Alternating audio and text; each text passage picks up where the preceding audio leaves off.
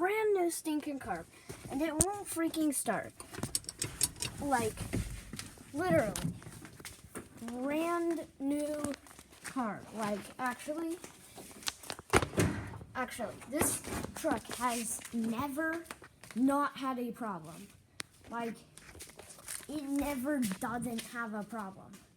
I mean, it's a 1978 Ford F-150 Ranger. So yeah, it's old, but that's no excuse to always have a problem. But everything except the carburetor seems to be fine. Oh, yeah, and forget about the wheels. Yeah, the wheels are maybe a little, they don't hold air. But, yeah, that's not a big problem. Yeah, it totally isn't a big problem. And wheels are totally not that expensive, you know. But, out of gear. It turns on. But, will it start?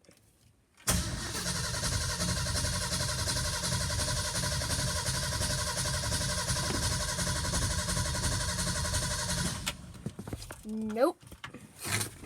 I don't even think it has spark. Like, it's not actually, like, doing anything.